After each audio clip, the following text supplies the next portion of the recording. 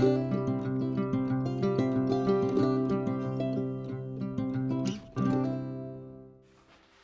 welcome back. It's Tom Christie back in the painting shop. And as you can see, I'm not painting right now. I'm working on world competition entries.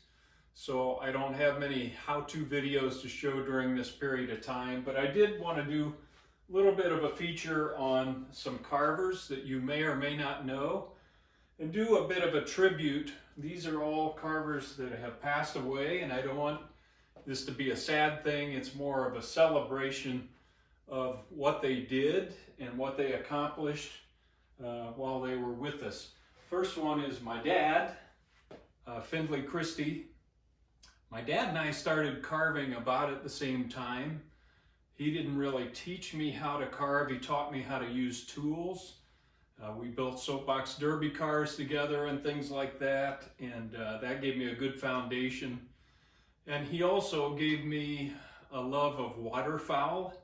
Took me hunting. We had great hunting trips together, and he was more of a kind of a semi-decorative carver. This is a wood duck that he did, but I wanted to pay tribute to my dad today because he was very influential in my own carving. This next decoy is a carving by Rick Adams from Oregon, Ohio. Rick was a good friend that passed away at a young age. One of the first carvers in the Maumee Bay Carvers Club that I joined that befriended me, and Rick was a real gregarious guy. Talented carver, as you can see. This is a cork-bodied shoveler that Rick did. Just a subtle thing, you know, I learned from Rick some of the facial features to put on a decoy to really convey life, and that has stuck with me since that time. And I want to thank Rick for his contributions to getting me started in carving, as well as another Oregon, Ohio carver, Jim Manning. Jim was also a great Maumee Bay Carvers Club guy, and befriended me and kind of took me under his wing. And Jim was very enthusiastic. He loved waterfowl carving. This is a little hen ruddy duck. You can see the attitude that Jim put into his birds. Just a beautiful little decoy. And Jim's son Bill recently passed along this artwork that Jim had put together in 1973, and glad to have that in my workshop as a reminder of Jim and our friendship. Another very influential carver, this is a black duck by Bob Boley. Bob was from Roseville, Michigan. He had students, and they would show up at decoy shows with Rubbermaid tubs full of decoy entries.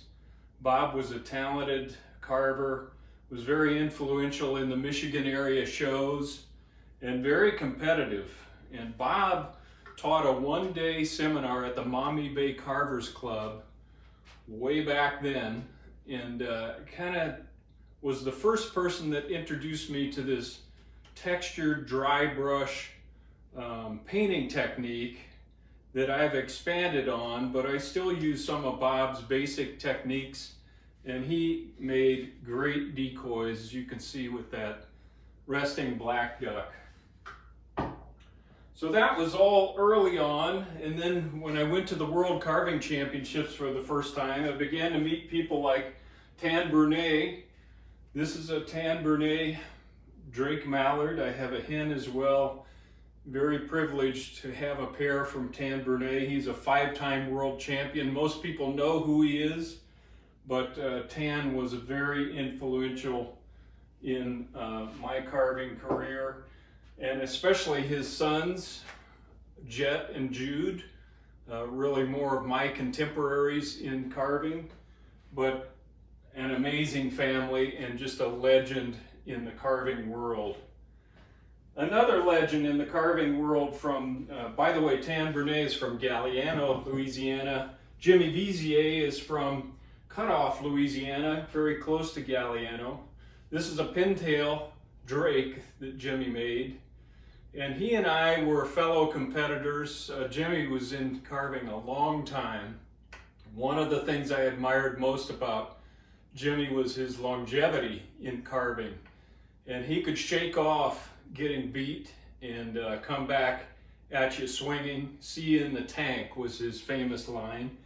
But Jimmy and I used to sit together at shows and commiserate while the judges were judging and have a lot of fun. Jimmy was a larger than life personality person, and I'm fortunate to be able to have met him. He was a Marine. He saw active duty in Korea. He was a tugboat captain in Louisiana, but also in the United Kingdom.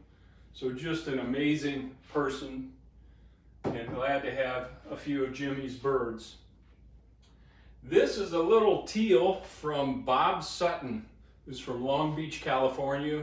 A lot of you know Bob. He was a railroad man, but very instrumental in creating the International Wildfowl Carvers Association organization, the IWCA.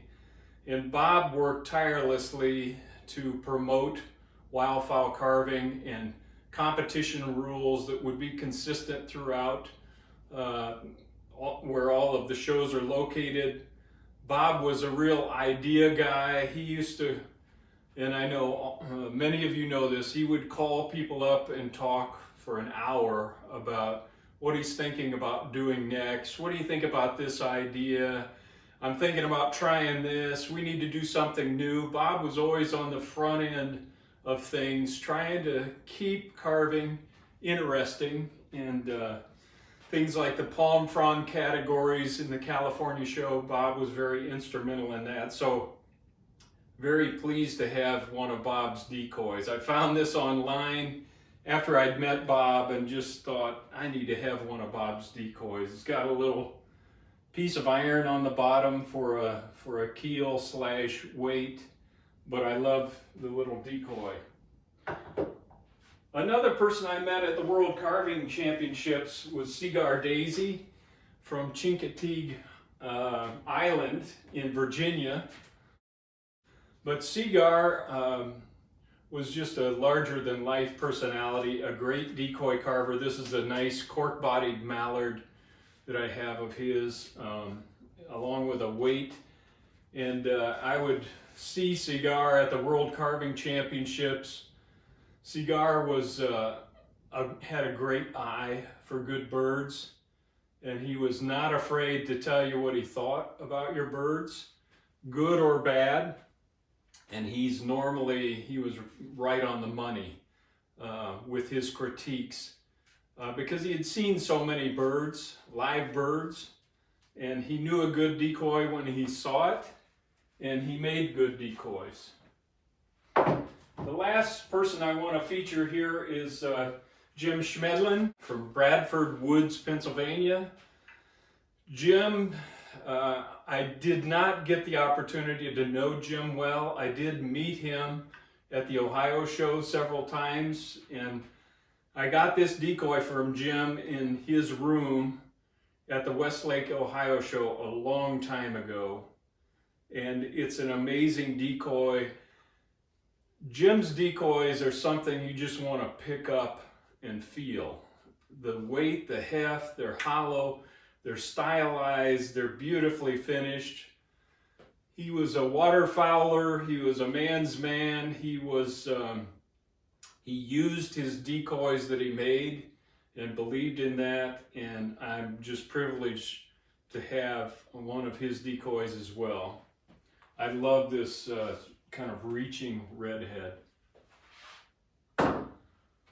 So that's just a brief summary of carvers, the tradition of carving, some carvers that are no longer with us.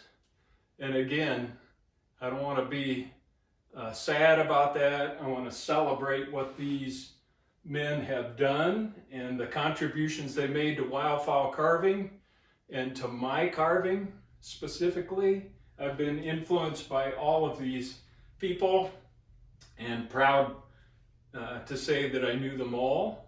So just a short feature today, but I did want to pay tribute to these fantastic carvers. Have a good day, good carving to all of you.